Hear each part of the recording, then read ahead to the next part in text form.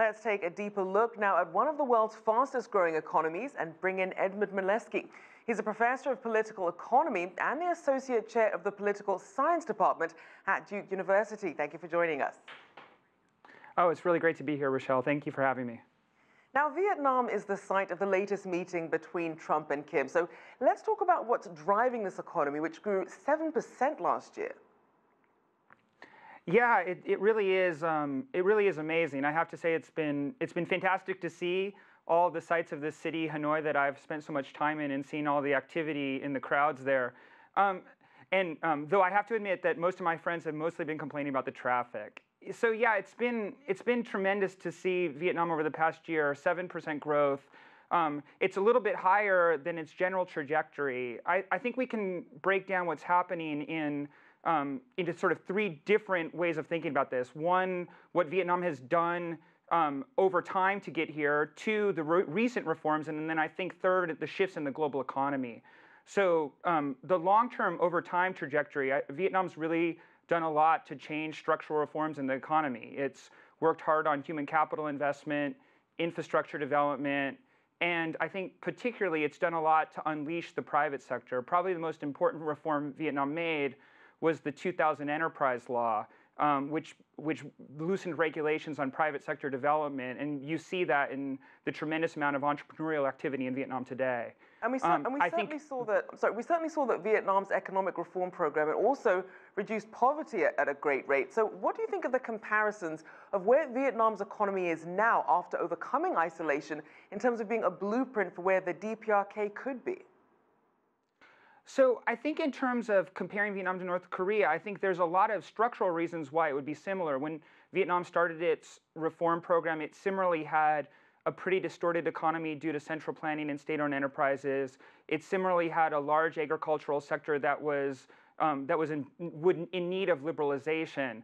I think there are some political economy differences that are important to keep in mind. When Vietnam started its reform program, it was a single-party regime, and it's easy to think that North Korea is similar. But Vietnam didn't really have a personalist leadership or dynastic succession the way North Korea does. And there were a lot of people that were involved in the decision making. But the opportunities are there for North Korea to look at the similar blueprint in terms of opening up to the global economy. Vietnam is one of the most globalized countries in the world in terms of FDI, and also unleashing the entrepreneurial private sector by liberalizing regulations for their entry into business and for their actually taking part in business activities. And as we look at trade relationships, how is Vietnam's relationship with China evolving, especially in terms of key initiatives like One Belt, One Road? Yeah, well, of course, as you know, we've talked a lot about Vietnam's trade relationship with the U.S., but one of Vietnam's, or if not the biggest Vietnamese trading partner, is China, and it has been for a long time. And China is also, at this point, the 5th largest foreign investor in Vietnam. One Belt, One Road is interesting for Vietnam. So there really aren't, at this point, a lot of One Belt, One Road projects in Vietnam. The one that I can think of, which is the Cát Linh Metro, is actually sort of a repurposed project that pre-existed the announcement of One Belt, One Road. There are, and I think China's right to recognize this, Vietnam does have tremendous infrastructure needs, and because of budget deficits in Vietnam, it's going to be difficult for them to pay for themselves. So they're looking for opportunities to improve their infrastructure, and One Belt, One Road is one of those opportunities. But as I'm sure you know, there are political sensitivities here. Vietnam's relationship with China has been complicated over the past few years, and even just last year, National Assembly law about special economic zones led people thinking that there were too many special benefits given to particular Chinese opportunities, and that led to protests in the streets. So I think Vietnamese policymakers have been pretty cautious about moving forward on those types of initiatives. And I think the second thing is they're really looking very carefully at the commercial viability of these opportunities through One Belt, One Road at this point. Now, I also want to look at some other opportunities, especially when it comes to the tech startup world in Vietnam. Talk about the business landscape and the policies that are really supporting some of these new and upcoming tech startups. So yes, there are a number of tech startups. Vietnam is seems to be, especially around the Saigon area, a pretty great place to do this. So I think one, education and high literacy rates as well as excellent training.